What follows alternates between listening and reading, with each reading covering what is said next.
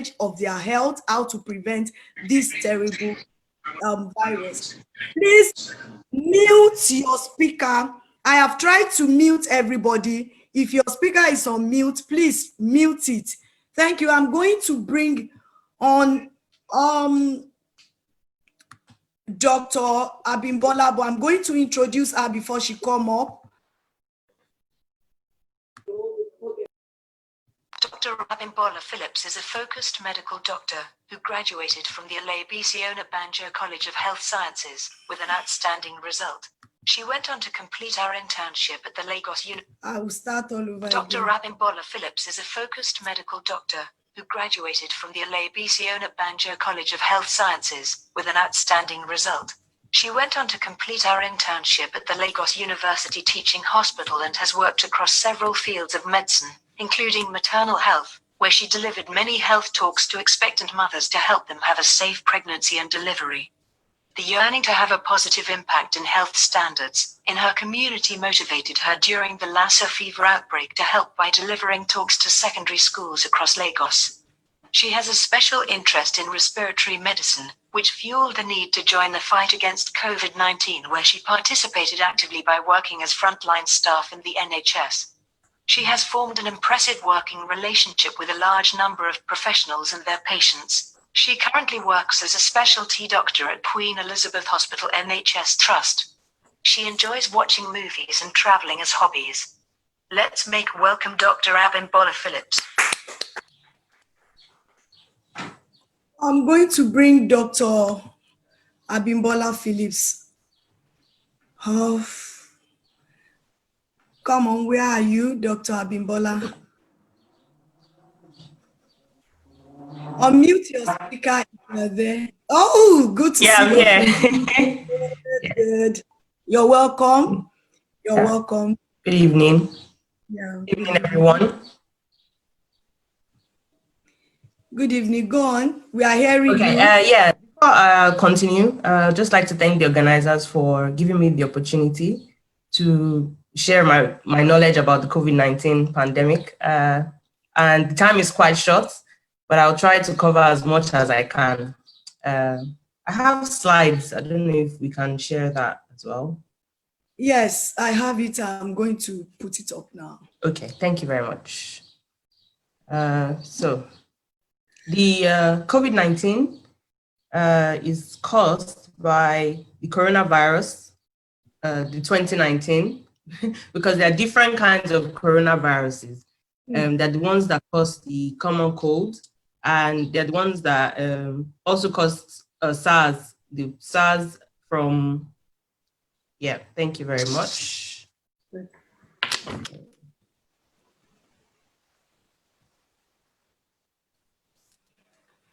Is that it? Yes. Okay. Okay. Maybe it might be better if I try to share it myself. You want to do it from your end then? Yeah, maybe it might just be better. Oh, yeah, that's good then. Let me. Okay, can everyone see that? Okay, so yeah, coronavirus 2019 is an infectious disease that has been caused by SARS coronavirus 2, because there was the initial one that came out a few years ago. And I'm not going to bore you with all the microbiology of it, but they all belong to a family of viruses called coronaviruses. And some of them tend to cause illnesses in humans, like the common cold, which everyone knows about, SARS, which I'm sure everyone heard about at some point. And some of them also affect animals. So animals like camels, rodents, and birds. And not all the time, but sometimes the animal coronaviruses can be spread to humans and then from humans to themselves, if that makes any much sense. Transmission is usually of this coronavirus that causes COVID-19 is usually through contact with respiratory droplets. So as you can see from the picture on the left, when a person is talking, some droplets are transmitted from their mouth, whether knowingly or unknowingly, and these droplets contain the virus. So if you are close to the person, these droplets can land on you, on your face, or on your body, or on your hands, which you can inadvertently then use to touch your face or touch your nose, and then use to infect yourself. On the right is a picture also showing somebody that sneezes, and you can see how far the virus tends to move. Doctor, please, 1 minute. I think we can't see your slide. Okay. We can't see your. Please go to share screen. I'm sorry about that. Let's see. But what she's even saying is different from what I have here.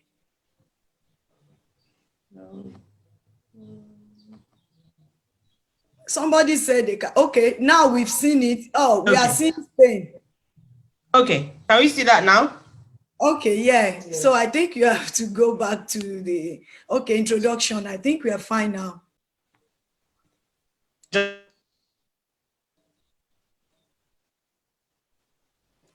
Yeah, and yeah, so this is what I was talking about. So the picture on the left just shows that when people are talking, the droplets are being transmitted, whether they know it or not. And the picture on the right shows that when somebody coughs or sneezes, they transmit the droplets even further. So that's why social distancing is very important in this virus prevention, actually. Moving forward. So incubation period is just the time from when the virus gets into the body to when a person starts to show symptoms. Generally, it's from the top here to the bottom. So it could be as short as 3-4 days in some people. And then in some people, it could be up to 14 days. In some people, there's no symptoms at all. So they are there, they're shedding the virus to other people, but they're not even having any symptoms at all. But generally, the incubation period is about 4 days in most people, starts around 4 days. So the symptoms start to show around 4 days in a lot of people. And from like the 3rd day up until like the 8th day or the 10th day, then people start to show symptoms. From this period, from this blue arrow here shows where they can infect other people. So by touching something they've touched, or by talking closely to them and their droplets land on you, you can get infected. And then from here to here, which is about 10 days, is the period of the illness itself. And then afterwards, then the person gets no symptoms anymore, so they become well again. So usually 14 days, and that's why most times when they put people in isolation, they would say for 14 days, because that's the length of time where the person is infectious mostly. And as we all know, currently there's no treatment or vaccine. There are a lot of studies that are ongoing, but there's still no treatment right now for it.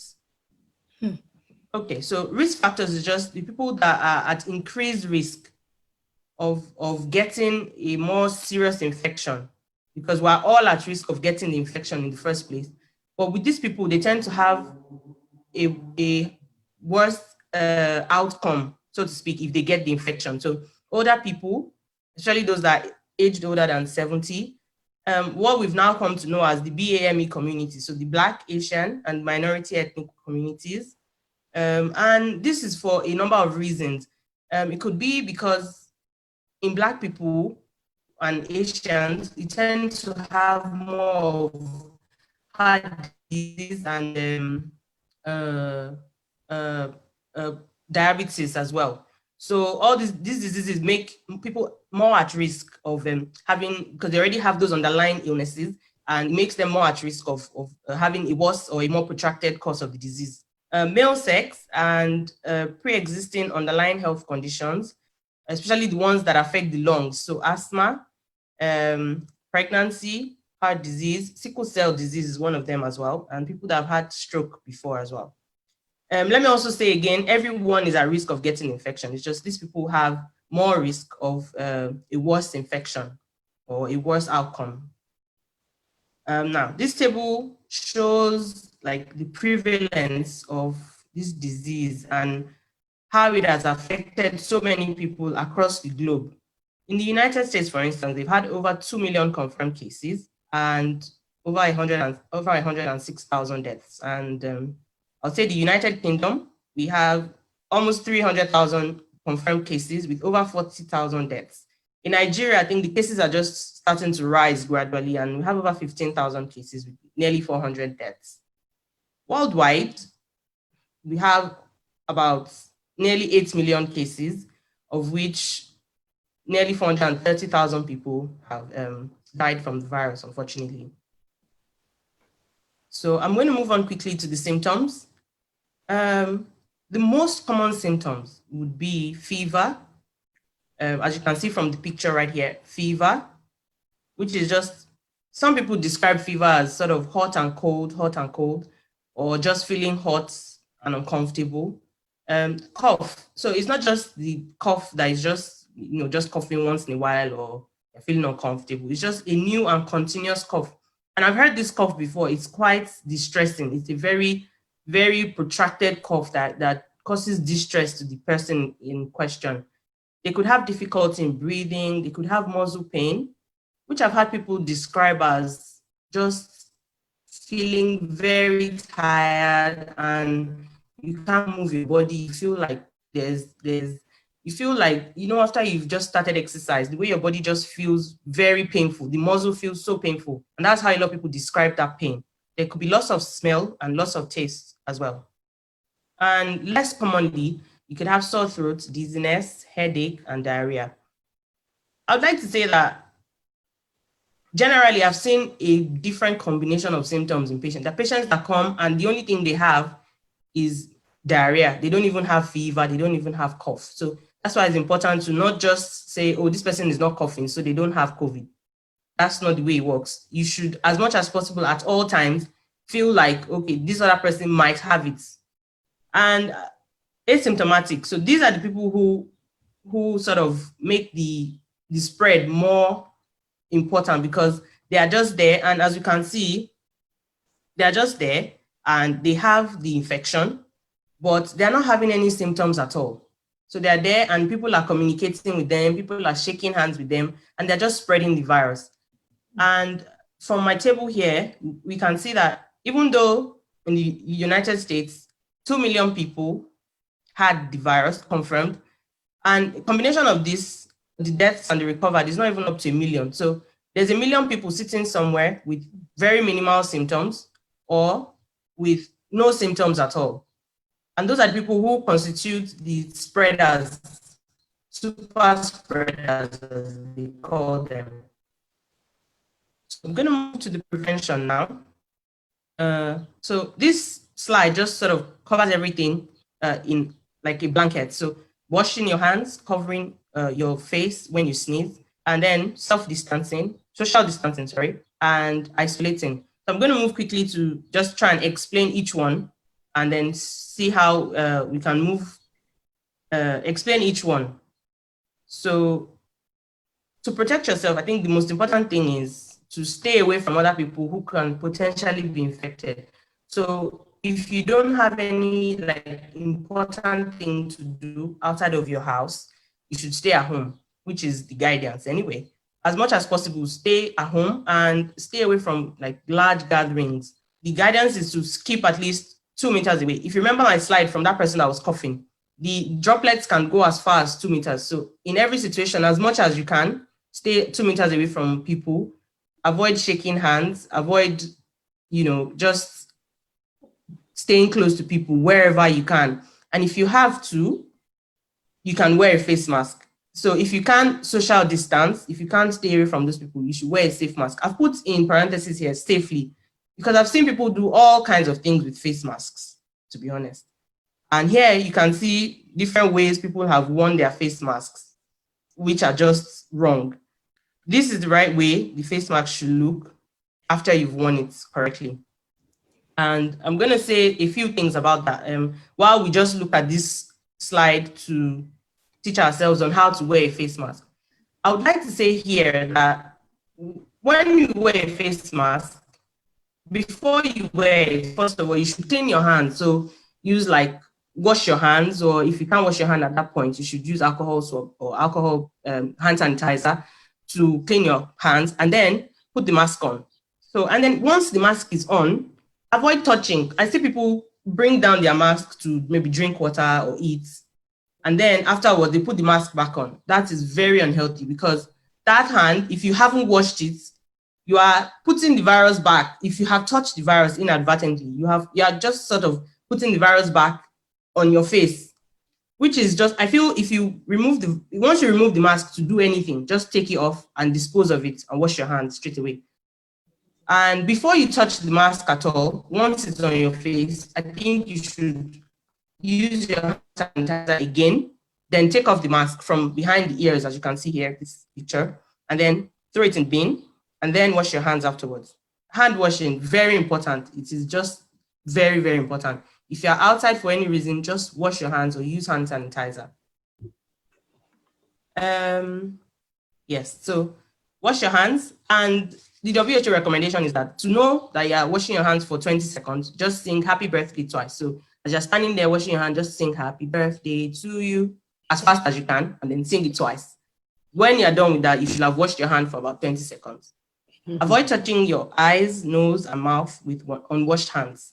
That's very important. If you haven't, some people just, I think it's just instinct to always want to touch your face, especially when you're wearing the mask. It's quite uncomfortable. So you have the urge to always want to touch it.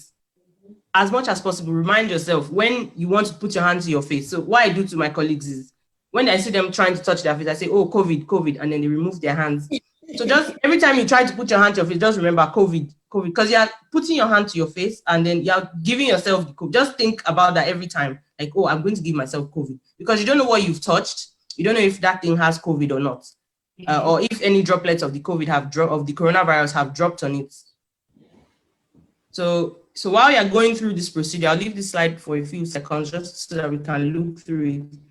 While you're going through all this, just keep singing your happy birthday song and take your time while washing your hands, just to make sure that your hands are properly washed. And I must say that at the end, if you wash your hands and you use your hand to close the tap again, you have just basically wasted 20 seconds because you have touched the dirty tap again.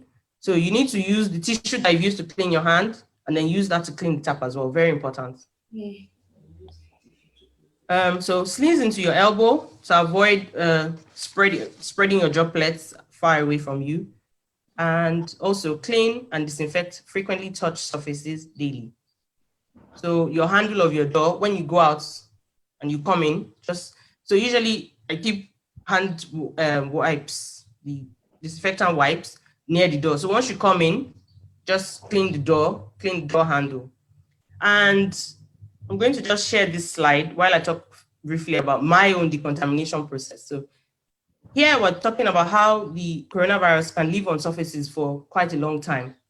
And so I'm going straight to the mask here because the mask is the one that everybody seems to be talking about, like it's very important. And you can see here that the coronavirus can actually last on the surface of the mask for up to 7 days, which is very important. So when you take, for instance, you've gone out, you've come back, you take off your mask and you drop it on the chair.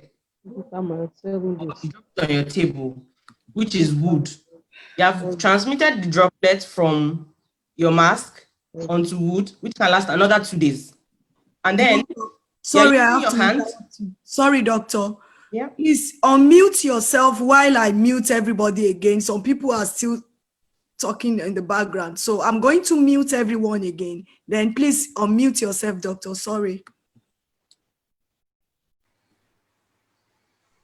Okay, so you've put your mask on your table and the droplet can stay there for up to 2 days. You haven't wiped your table and then you touch your table.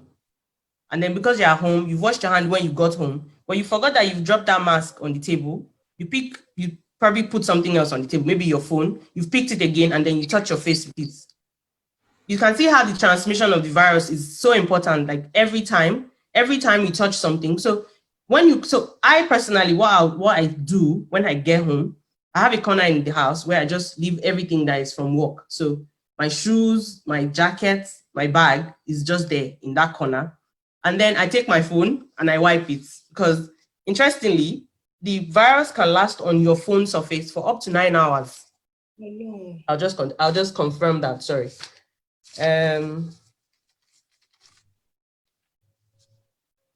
Yeah, 96 hours actually. So that's about 4 days. So the virus can last on your phone. So when you go out, don't give anybody your phone to say, oh, look at this picture. Because if they've seized into their hands, for instance, and they've touched your phone, you are carrying that phone around and you're giving it to people, you're sharing the virus as well. So just wipe your phone. So, and then when I get home, I wipe my phone first and then I put it somewhere. And then my clothes go straight into the dirty bag, as I call it, and then straight into the bathroom.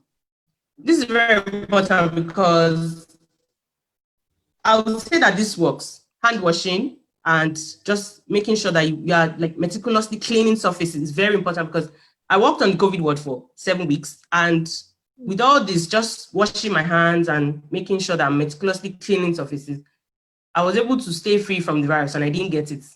And I had my antibody test last week and it was negative. I didn't have it at all. So I feel like if you keep to all these methods, just washing your hands, staying away from people as much as you can. I mean, it's difficult sometimes to like stay away from people. When you see people you're close to, you might be halfway through the hug before you remember, oh, social distancing. But when you just keeping it in your mind, like coronavirus, just sing it to yourself a couple of times every time you go out, and then have it at the back of your mind. That helps to sort of help you to stay away from people generally. Not stay away from people, more like stay like at a safe distance from people. Okay, so we move straight. That's all about the facts for coronavirus. We're going to move to the myths. I see online a couple of times that people say there's nothing like coronaviruses, and I think that with all the figures in the world and with the number of deaths that we've seen, number of infections that we've seen, I think that's enough proof. Even with seeing the cases on the TV all day long, I think it's enough proof to say that there's coronavirus and that people, we ourselves should educate ourselves and not allow ignorant people to sort of confuse us about whether there's the virus or not. Another common myth is that only old people or people with underlying illnesses are at risk. That is very untrue because I've seen people who have multiple comorbidities, multiple illnesses, and they don't even have as much as a fever. They don't have any, they don't even know. Maybe they're in the hospital for another reason, and then all of a sudden they're tested and they're positive, and they don't have any symptoms at all. And there are people who are fit and healthy, and they come in and they are very unwell. So this, and here it says 18-year-old death in Britain. This person had no underlying illnesses, young, fit a person who died. And we've had a 30-year-old baby who was the youngest case who tested positive as well. So anybody is at risk. Everybody is at risk, and anybody can get the virus. Everyone with COVID-19 dies is another myth. That's not true. From the table, I was able to deduce that even though a lot of people have had it, up to 47% of them recovered, and 41% of them actually didn't even go to the hospital at all. So they were probably just tested because they had come in contact with somebody else, but they didn't go to the hospital because they were not really unwell. So it's not everybody that has the virus that dies. Another one is that Chinese food is not safe. That is not true. So as long as you keep to, social distancing, and then when you collect the food, basically decontaminate the package itself. So when you collect it, you wash your hands before you touch the food and all of that. I think Chinese food is safe. It's just as safe as eating your eba or any other thing. Coronavirus doesn't thrive in hot weather. I would say that is not true as well, because we've had over 15,000 cases in Nigeria, and even in other countries that are hot as well, we've seen the virus thriving there as well. Another myth is if you can hold your breath for 10 minutes, then you don't have the virus. That is so untrue, because even without the virus, there are a lot of people who can't even hold their breath. Maybe they have underlying health illnesses, underlying lung problems already. So they can't hold their breaths already. So if you are going around telling people, oh, if you can hold your breath for 10 minutes, that is not a good test. And the people that have the virus and can even hold their breath for more than 10 minutes if they are trying to do so. Another myth is 5G network helps to spread the virus. We've seen the virus in countries that have just 3G or 4G and don't even have wide coverage of the 5G itself. And 5G is not even that widespread anyway. And I've seen how many people across the world have the virus. So this hydroxychloroquine and chloroquine, which was fueled by the US president, telling people that hydroxychloroquine kills the virus. It doesn't. So hydroxychloroquine is basically antiparasitic, and some people use it for like some immune system problems. And I've seen patients who are regularly on it. So some people have like maybe inhalers for asthma. So some people are regularly on this drug and they still tested positive for the virus. Chloroquine, as we all know, is anti-malaria, and it doesn't kill the virus. It's far from it. It doesn't. On the other hand, they are toxic to the kidneys, they're toxic to the liver, and taking them without an indication could damage the organs as well. Hand dryers or ultraviolet light can kill the coronavirus. This is just sort of applying the heat to kill the virus, and that's not true.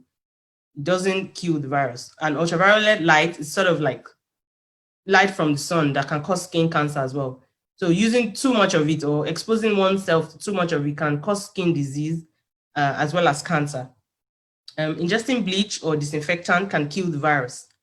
That is still not true as well. And this was also fueled by the US president. And bleach is a corrosive. It should never be ingested or used on the skin. It's a very, very corrosive agent. Even when using it to disinfect surfaces, they say dilutes to up to 10 times. So you shouldn't use it ever. Spraying chlorine or alcohol on the skin kills viruses. That's not true as well. Again, all these fall into sort of category of using agents to kill the virus, and all of these don't work. The last one is you can contact it from pets. If you have pets, it's unlikely that you will transmit the virus to your pet or that the pet can transmit it to you. It's very unlikely. That studies have not shown that animal to human transmission is possible. However, if somebody comes to visit you, for instance, and they have the virus and they cough or they sneeze or their hands have touched their face or they've coughed into their hand and they touch your dog, they've sort of left the droplets on the skin of the dog. So if you go again and pet your dog and then touch your face, it's the same thing. You are still inoculating yourself. So those are ways you can get it from your pets. But because you coughed where your dog was, doesn't mean that you're going to give the dog or the dog is going to give it to you, or cat, as the case may be. So in summary, COVID-19 spreads from humans to humans when droplets are transmitted and you touch your face, for instance, or you touch your nose and you give yourself the virus. Symptoms, usually fever, cough, but you may have no symptoms at all. You need to be aware. And, you can come up with any form of symptoms. That's also very important. And symptoms usually appear up to 14 days after exposure. Prevention, importantly, hand washing, and don't touch your face if you haven't washed your hands. And then you can cover your face, social distancing, very important as well. And then I must mention importantly here, if you think that you may have symptoms, so fever, cough, in the UK, I know the guidelines very well. So if you have a fever or a cough, the guideline is to ring the 111 service, and then they'll tell you what to do. They'll tell you probably go to the hospital or self-isolate. So most times they'll say self-isolate at home. Self-isolate means basically just staying away from the rest of the members of your family and, for the period of the time. So they'll calculate it and everything should be a total of 14 days. So if you feel very unwell, however, you should call and tell them, oh, I feel very unwell. And they'll tell you, okay, go to the emergency. And then you can have proper health care. Don't stay at home. And if you're feeling very unwell, don't stay at home. Call for help always. And that ends my presentation. And thank you very much for listening. And any questions? Thank you very much, Doctor. I've got so many questions here for you. But please, you will help us to answer them quickly as you can because of other people. I've got some thumb up for you. Let me give you the compliments first. It is a fact. Okay, that's a question. Thanks, Dr. Phillips, for a well-detailed and educative presentation. Well done. Thank you. So I'm going to go to the questions now. Doctor, you didn't answer me. Doctor. I'm sorry, I'm trying to remove the screen.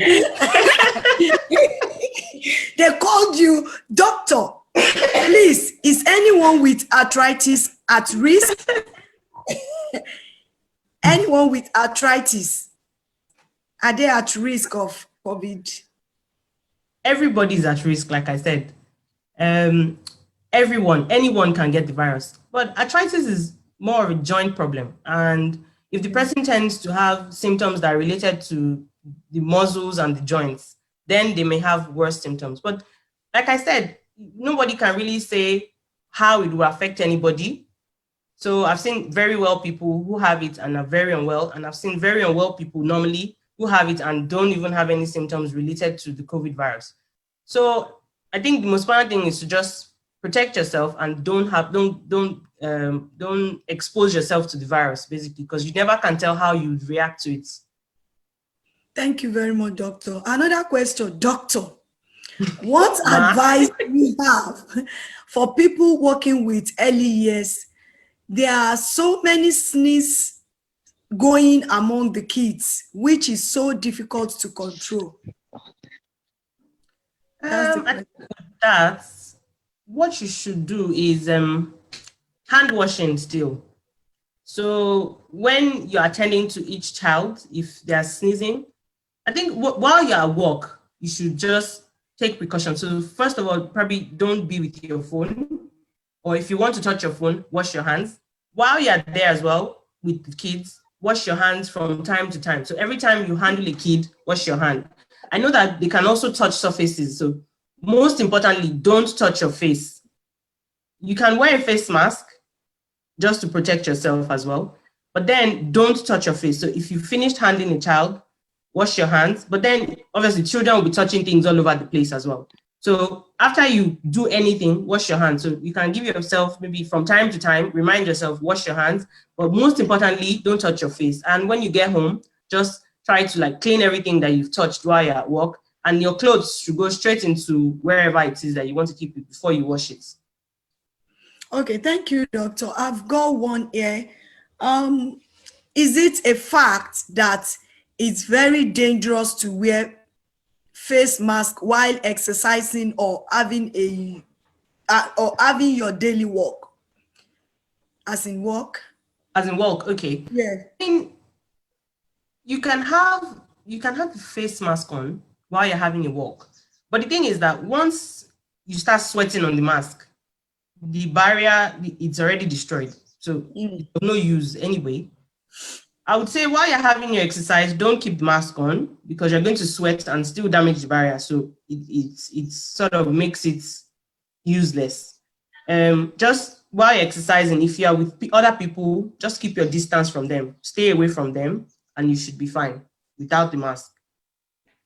Thank you, doctor. I've got a question for you. I would like to ask about the use of ginger. I really wanted to ask that one because they are terrorizing me in my home with that. I would like to ask you about the use of ginger and lemon. That's the question. Yes, so it's all these things are sort of touchy subjects. Ginger, garlic, lemon, with so many people talking about, the use of ginger, the use of garlic.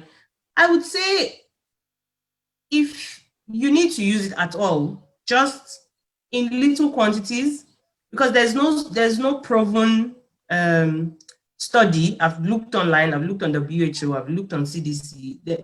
There's no convincing study that says that ginger actually protects you from the virus.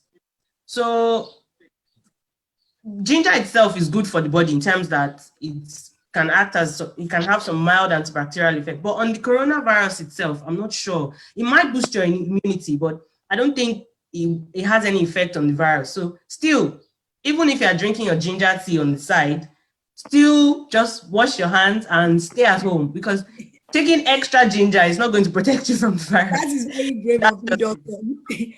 I've got somebody asking the same question. I believe that person have got their answer, but let me just read it through. Yeah. Is it is the African concoction, such as mixture of lemon, garlic, pineapple, alum, everything together. I mean, etc. if This it's safe to in safe prevent amounts, COVID. yes, you can drink it. If it's in safe amounts, I mean, little bit of ginger here, a little bit of garlic there, it's good. It helps your immunity, but it doesn't. So you can't say, oh, okay, I've drank ginger tea today, so I'm going to a party where we're like 100 in a room. No, you will still get the virus. That's just it. So in terms of the health benefits, on one side, yes, a little bit of ginger and a little bit of garlic might be good for you on, keeping healthy and all of that. But Oh, from the virus itself, no, it doesn't kill the virus. It doesn't do anything to the virus.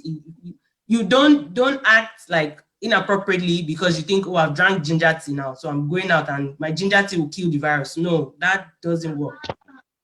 thank you, doctor. I'm sorry, I have so many questions here for you. I don't know, but let me still try and do as much as I can. Honestly, most of our negative, please, this message is to everyone. Please let everyone listen to this message. Honestly, most of our negative assumptions on causes and prevention of COVID-19 have been rebuffed by our doctor today. I hope we have learned a lot and need to go back to the drawing board. Ginger boosts our immunity. Yes. So thank you for sharing that, ma'am. I've got a question here for doctor. People are terrorizing me with that ginger concoction. And I don't like the sour. Thanks so much, doctor. I hear all what you said, but is doctor there? Yes, I'm here. Okay. Thanks so much, doctor. I hear all you said, but you didn't talk about hot water using. You know, the one we will cover our face with rub. Well, you don't need that. You don't need the same thing. You have not said anything about it. Somebody just using of hot water, drinking hot water, steaming your face. Please, can you quickly shed light? Yes, so all this go under the heat, using heat as well. So Okay. like I said about using like hand dryer, apparently some people use hand dryers to spray their faces and all of that. It doesn't kill the virus. It doesn't. So drinking hot water, using hot rub on your face, all those things, they don't kill the virus. If anything, if you put the virus is on your face and you touch your face and you touch somebody else, the rub just makes the virus to stick more to your hands, and then you just go around sharing it to other people. All these things they're not proven to stop the spread of the virus, really. They're not. Thank you. There's a comment here. I want to commend our able and energetic doctor for the illustration and well-educative presentation. God bless you.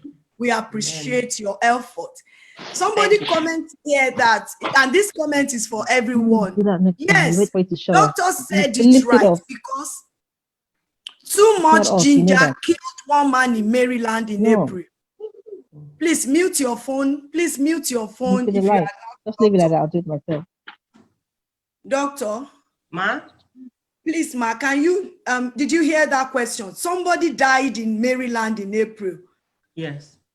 Because of too much ginger. Yes.